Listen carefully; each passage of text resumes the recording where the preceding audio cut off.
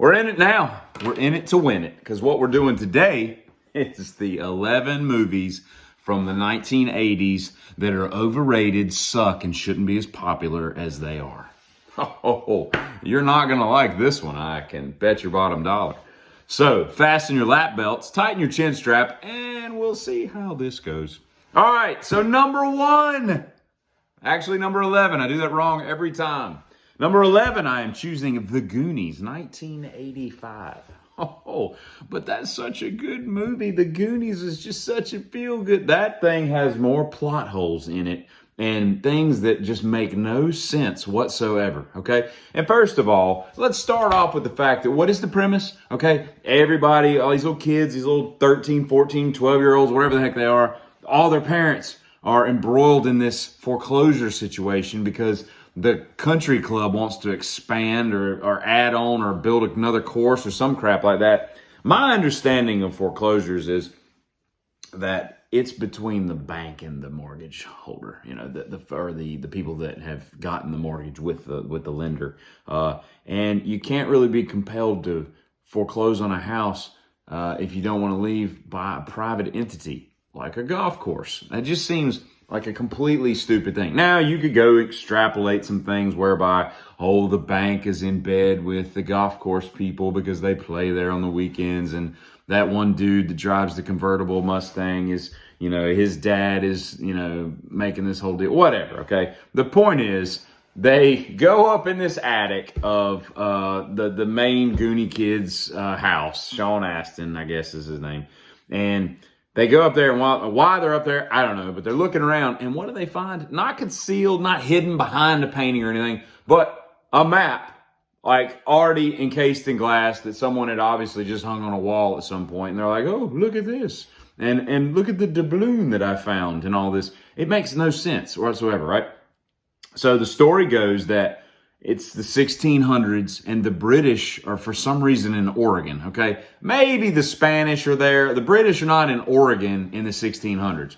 But nevertheless, this pirate named One-Eyed Willie, okay, goes in, and the British chase him into like this grotto place, like a cave, and he goes in there and he hides, and he's laying low, and the British blow up the rocks and encase him in this. I don't know how that's possible. And then he spends the next however many years left of his life building all these booby traps so that no one can get to his gold. None of that makes any sense whatsoever. And when we get to the part about the booby traps here in a second, that even makes less sense, okay? So we got that going. So they take the doubloon and they're like, we've got to save our house and all of our homes from the foreclosure situation with the golf course, okay?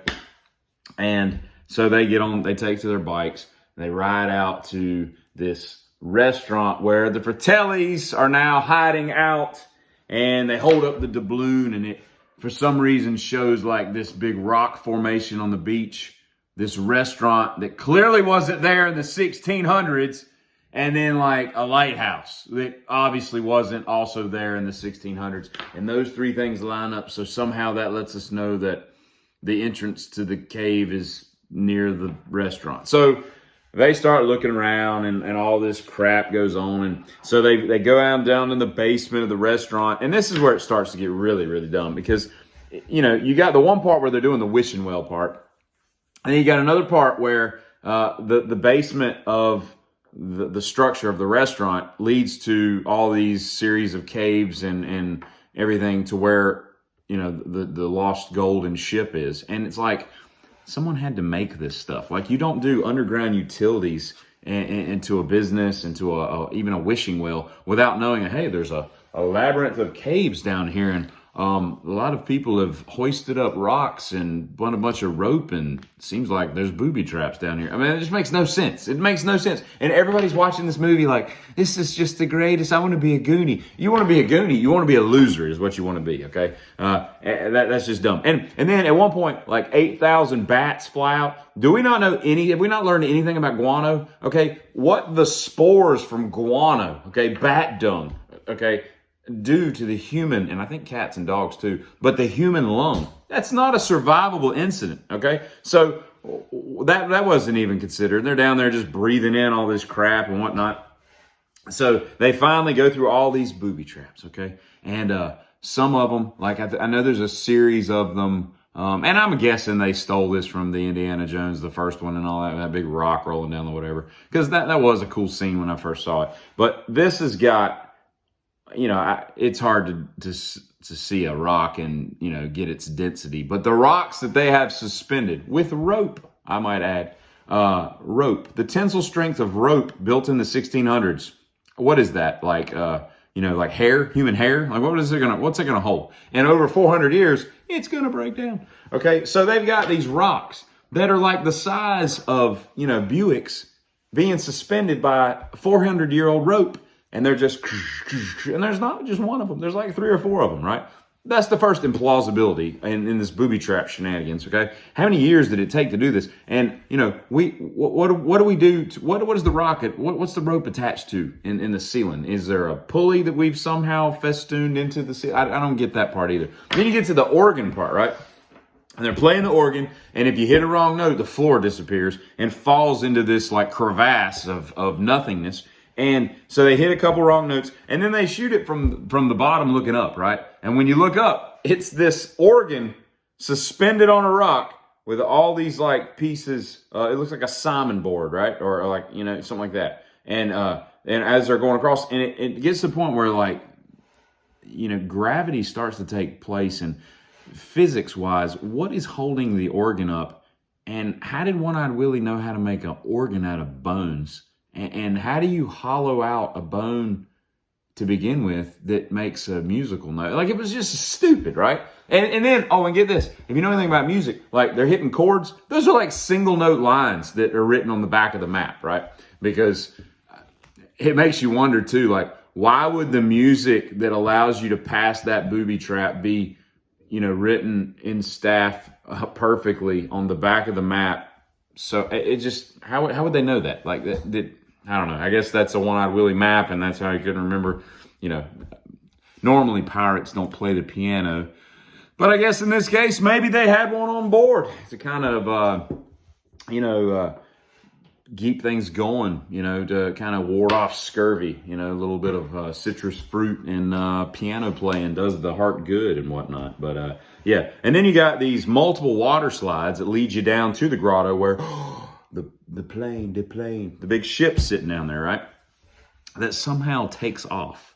Okay, they lift up the anchor because he's got all these things rigged up with, again, 400-year-old rope, and it floats out of the grotto and out into the Pacific Ocean, okay? And everybody's just standing there like, man, there's a lot of money on that boat. Go after the boat. Go get a dinghy. Go start swimming. Do something. It's not going to go that fast because those sails have disintegrated with the exact same level of disintegration as that 400-year-old rope. So it ain't going far. And I can't imagine that a 400-year-old ship that's been sitting in a grotto for that long is going to be seaworthy anyway. I think it's going to take it on water pretty soon, and you're going to want to catch it before it gets too far off the continental shelf and dives down into like a Titanic abyss. Okay? Jacques Cousteau, I am not, but I know what I would do in that situation. But no, they were too busy on the beach. Okay? And what were they busy doing? Meeting with their parents and the investors for the golf course. How did they know that they were on the beach? Like, none of this stuff makes any sense. And if you watch it with any semblance of like common sense, you'll be like, the Goonies has got to be number 11. And so that's why we're making the Goonies number 11. Good. John Matuzak. Interesting death. Nice guy, it seemed. But anyway. So that would be that. Okay, so the next one, that was 1985. Okay. So the next one we got is A Christmas Story. Well, we just passed Christmas.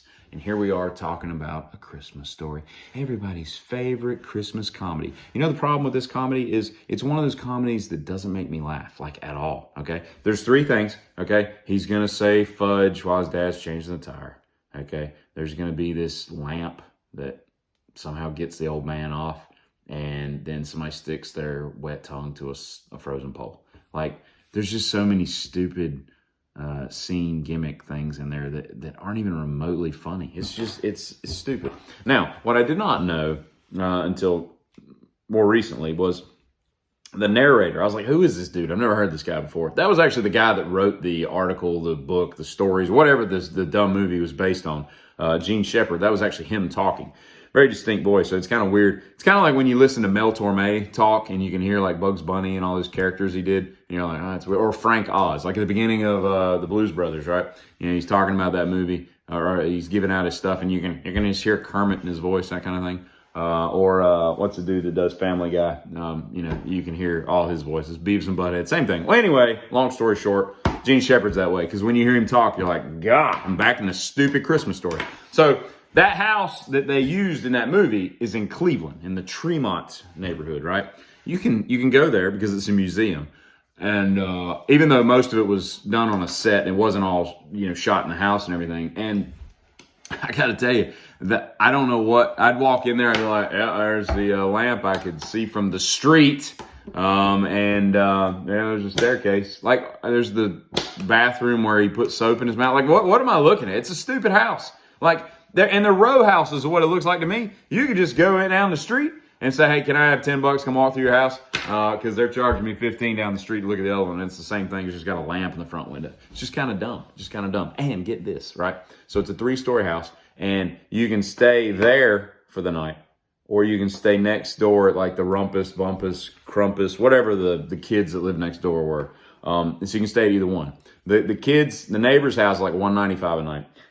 But you can stay at the actual Ralphie and Randy house for $395 a night.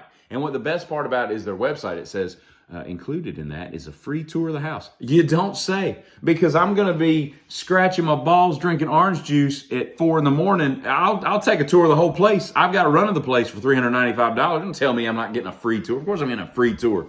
Okay. And that boiler, that furnace in the basement, better run me out of there with toxic, gases coming up through there. I've never had a furnace, but are those really that difficult to, is that a common thing, being problematic? And I'm used to just, electric heat and whatnot, heat pumps and whatnot. So I've never lived with a furnace, but it is interesting how the Northeast and the Midwest and all that, they just do things differently. But I digress, about that. But yeah, that is kind of cool. But I just find it weird, because to me that the whole Christmas Story it's a poor man's Wonder Years. Okay, Wonder Years, not the greatest show that's ever been made, but it had its poignant moments, and that was a cool song. That was a cool show overall. And this is like what that's trying to be, but it doesn't do it that well. You know what I mean? And this house is just another house. Yet you could go somewhere and say, hey. Did you know that the Texas Chainsaw Massacre house from 1974, where Leatherface and his family, killed and cooked everybody, that house was taken over and it's now in Kingsland, Texas, and it's called Grand Central Cafe or something like that, right? And it's this nice restaurant where you can buy surf and turf for $39, and you can get a half appetizer of seared ahi tuna for $16. So a little pricey, but it is kind of cool that, hey, I'm actually in the Texas Chainsaw Massacre house, but you went through more of that house. This one is just, So, and then the last thing I'll say about this movie, as I write down number 10, is the fact that you couldn't change a tire on a 1938 Oldsmobile Deluxe or whatever the heck that was, with bottle jack technology in 4 minutes if you tried. And it's just stupid that, any of that, it's just not funny. It's not funny at all. So there's our first two, okay? So we're going to be moving on now to number 9. And number 9 is Stand By Me, 1986. I read this short story, and I think it's called Seasons. Yeah, I think there's 4 stories. In fact, I think Stand By Me is in the same little anthology book as Rita Hayworth and the Shawshank Redemption, if I'm not mistaken. But nevertheless, it has no bearing on what we're about to discuss. We're discussing Stand By Me.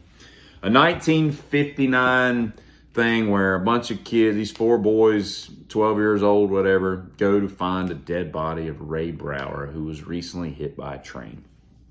And there's several things in it that I don't like. The first one is Richard Dreyfuss. Not a fan. I don't like Richard Dreyfuss at all. And why is he considered a good actor? What has he done? Mr. Holland's Anus.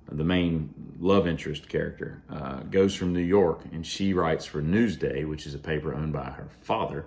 She's dating the editor, and she flies all the way out to like Auckland or somewhere, wherever the crap they're at, in the middle of the bush, and gets a Foster's for beer and interviews this dude. Well, then she gets down there and she realizes he's got a scar on his leg, and you know, he's a character and all that. She meets all this crap. It's like 14 minutes of the movie are in Australia. And then she's like, hey, I'd really like to work on more of this interview and get your opinion on some stuff. Would you like to come back to New York? It's all expenses paid. And I'm thinking to myself, why would you need more time with this? Like, what kind of it should have taken you like 8 minutes to interview him for this story. Snap a couple pictures. You know, take a picture of the bar, the walkabout bar, or wherever. Get a picture of him and Wally sharing a Foster's for beer.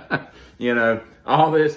Slap that stuff down, and then just get back on the plane. You could have that article written before you get to Cape Town, South Africa. You know, flying overhead. Or I don't even know which way you would fly to get. I guess you would. No, I don't know which way you fly back to get from New Zealand or Australia back to New York. It really doesn't matter. I'm just off on a tangent. So that doesn't matter, okay? So they're back in New York. Everything's cool. You know, she, you know, for some reason packed a bathing suit that showed her entire ass, which was kind of weird, you know. And then she gets attacked by a crocodile that looks like it's the size of the 1938 Oldsmobile Deluxe that the old man changed the tire of in A Christmas Story. And she's sitting there, and it's got her canteen. Okay, first of all, from what I know about reptiles and stuff, when they clamp onto something and they quickly realize that it's not food, they let go and they readjust and they go for what is food. Okay, and so she's holding on to this thing, right?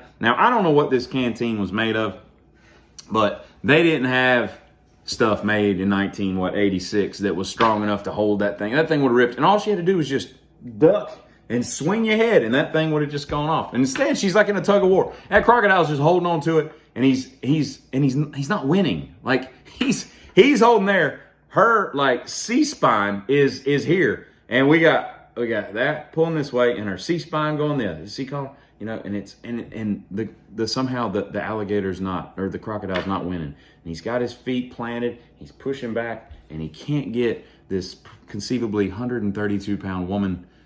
You know, middle-aged woman with no real upper body strength, who's just being held on by a canteen string, back into the water to eat her. Okay, that bothers me. Okay, I don't like the whatever. But and then we talk about Newsday. Okay, the paper that she writes for, right? Like, where is the nepotism that she's dating the editor and daddy hadn't made her the editor? Like, it doesn't make any sense. She's going on assignments out into the bush. Do you know how many things in Australia can kill you like that? Like, they've got tarantulas and spiders and scorpions and all kinds of crazy elapids and snakes and obviously the crocodiles, as evidenced by the name of the movie, and all that. And then the bitch falls in love in like 3 days. Like, she's dating the editor of Newsday, and she's come back, Mick, I'm in love. I love you, Mick, and all this crap. And it just doesn't make any sense, okay? And so then at the end, they like, she goes to track him down because he's staying at like the Waldorf Astoria or some crap like that. And he's at the subway waiting to get on. What's that? And then she passes a note and all this. And so it's so crowded that he has to walk on everybody's heads. You know what happens when people walk on my head? They don't walk on my head very long, okay? I'm not standing there while some dude in like a crocodile jacket and like teeth in his hat like walks on my head. This is New York City. Ain't nobody walking on nobody's head. All right, that's part one. We'll reconvene in a minute. Get it.